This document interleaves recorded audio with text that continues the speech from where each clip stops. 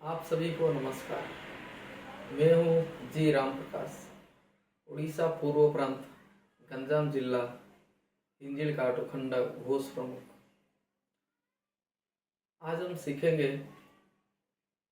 वेणु। वेणु को हम कैसे बहुत आसानी से सीख सकते हैं और दूसरे स्वयंसेवकों को कैसे हम सिखा सकते हैं, उसकी आसानी से हम कैसे सिखा सकते हैं, उसकी अभ्यास आज करेंगे। पहले संघ का जो घोष में वंशी था, जिसे हम ऐसे सीधा पकड़ के बजा रहे थे, अब ये वेणु आ गया। वेणु को इसे हम टेढ़ी करके ऐसे बजाना होता है।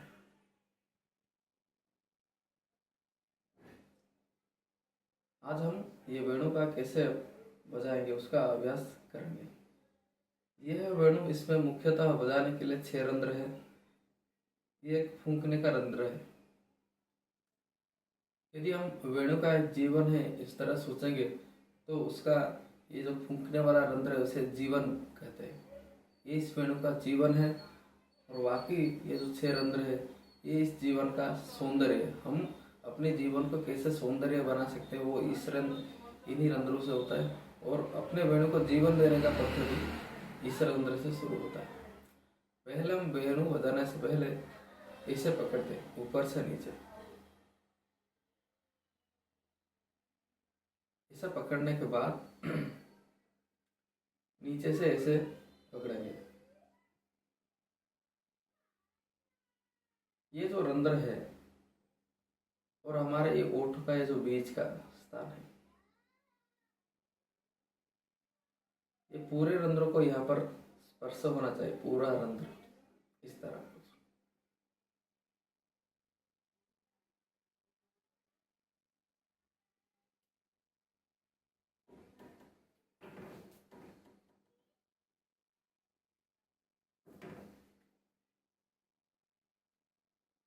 फिर से मैं एक बार दिखाता हूँ।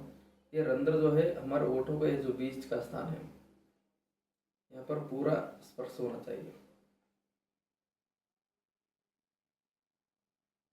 इसके बाद इसे थोड़े से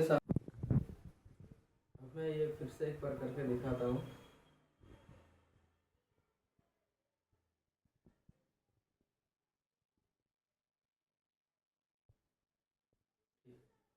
अब हम ये सीखेंगे कैसे फूंकेंगे। फूंक मारना कैसा है। हमारा जीवा का जिसे बोलते हैं, अगर जीभ में कुछ लगा और हम उससे बाहर निकलते हैं तो कैसे फूंकते हैं, उस तरह करना है पहले।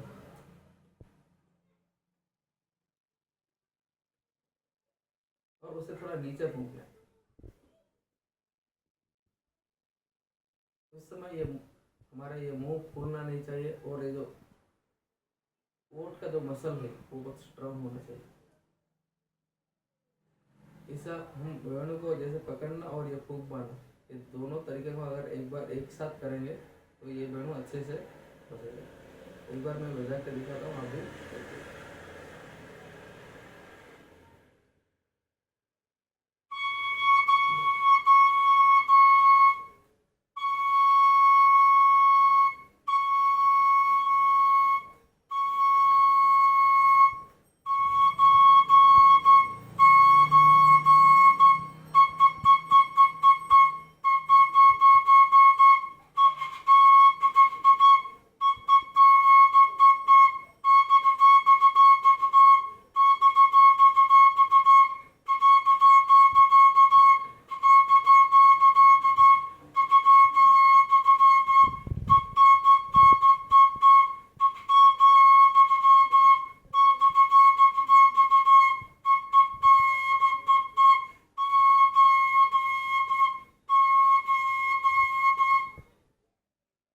इस तरह हम पहले दूसरों को सिखाएंगे और हम भी खुद सीखेंगे। जब भी हम वेणु बजाएंगे पहले इस तरह हमें 5 मिनट का अभ्यास करना चाहिए, उसके जिसके कारण हमारा वो फूंकने का जो पद्धति है और वो शुद्ध वादन हो। पहले हम जब भी वेणु बजाना शुरू करेंगे पहले इसकी अभ्यास 3 से 5 मिनट तक करेंगे। उसके बाद हम स्वरपाठ पे जाएंगे और आगे रचना तक इसके बाद हम जब भी, पहले क्या होता था, हम जब भी किसी को वेणु सिखाते थे 7 वर्ष से सिखा रहे थे, लेकिन अब हम 5 वर्ष से सिखाएंगे। तो पा कैसा है, पहले हमें वेणु को ऐसे पकड़ना है और ये जो सभी रंध्र है, 6 रंध्र, सभी को बंद करना है और ऊपर के एक रंध्र खुला रहेगा। ये जो हमारा कनिष्ठा अंगूठा है, ये कभी वेणु के नीचे नहीं जाएगा, हमेशा वेणु के ऊपर रहेगा या फिर वेणु के साथ ऐसा ऊपर रहेगा। कभी भी कनिष्ठा अंगूठी वेणु के नीचे नहीं जाएगी, इसके ऊपर हमें बहुत ध्यान देना होगा।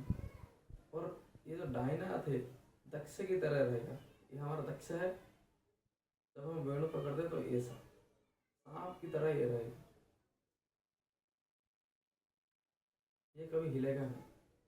और ये जो बूढ़ा वृद्ध अंगूठा है, इसे हम ओठ की तरफ इसे प्रेशर देंगे और ये 3 अंगूठा, ये 3 रंध्र और ये भी वेणु के ऊपर रहेगा। हम जैसे 5 स्वर बजाएंगे, ये है 5 स्वर, पा। मैं एक बार आपको बजा के दिखाता हूँ। जब भी बजाएंगे हमेशा पहले इसे नाप लेंगे, उसके बाद घुमाएंगे, फिर बजाएंगे सामने देखकर। कभी हम ऐसे करके या फिर इस तरह देख के ऐसा कभी नहीं बजाएंगे। जब भी वेणु बजाएंगे हम वीरों की तरह सामने देख के सीना सामने तरह रख के बजाना शुरू करेंगे।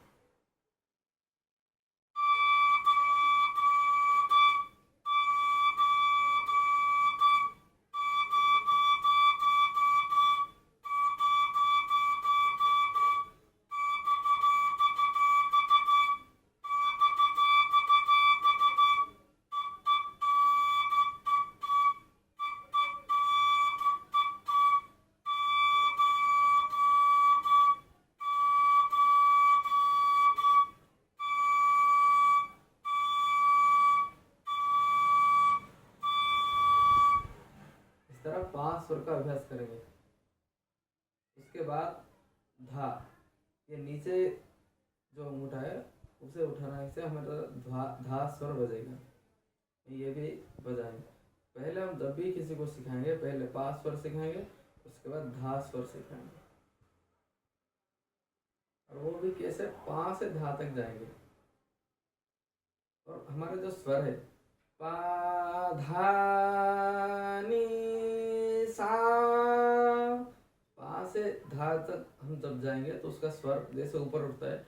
हमारे फूंकने का तरीका भी, पा में हम जितना फूंक लगाते हैं धा में उससे थोड़ा ज़्यादा लगाएंगे।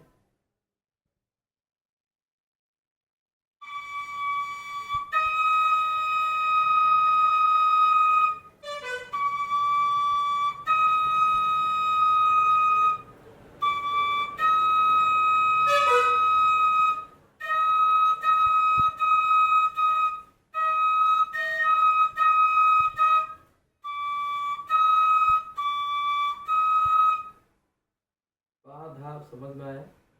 अब इसे ही हम बजाते रहेंगे। पा धा पा, पा धा पा, पा धा पा, पा धा पा। जब भी हम दूसरों को सिखाते हैं हमें खुद से वो 4 बार करना होता है और दूसरे स्वयंसेवकों से 4 बार कराएंगे। उसके बाद जब भी हम बजाएंगे तो हम खुद पहले 4 बार बजाएंगे, जिसके द्वारा उनका सुनने का और देखने का वो अंदाज़ा सही होगा। उसके बाद वो भी 4 बार बजाएंगे, उसके द्वारा क्या होगा, उनका भी स्पष्ट बजाने का अभ्यास हो जाएगा। तो मैं भी अब 4 बार बजाऊंगा और हमारे सामने जो है वो भी 4 बार बजाएंगे। उसका ध्यान रखना, 4 बार का अच्छे से ध्यान रखना, क्योंकि 1 बार 2 बार में स्वयंसेवकों को समझ में नहीं आएगा। तो मैं अब बताऊंगा पा धा पा, 4 बार बोला और उसे बजा।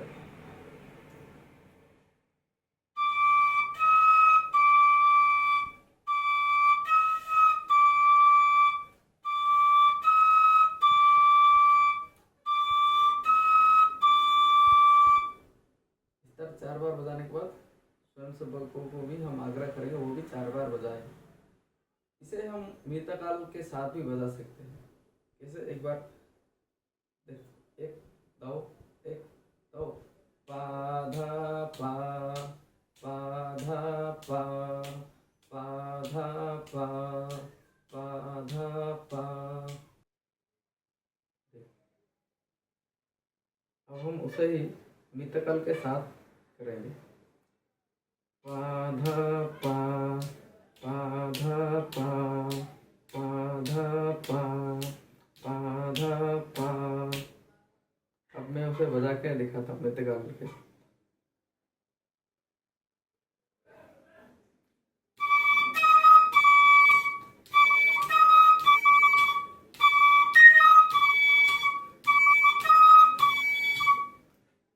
ऐसा चार बार करके हम स्वयंसेवकों को सिखाएंगे। फिर से मैं एक बार बजा के दिखाता हूँ। एक दो एक दो।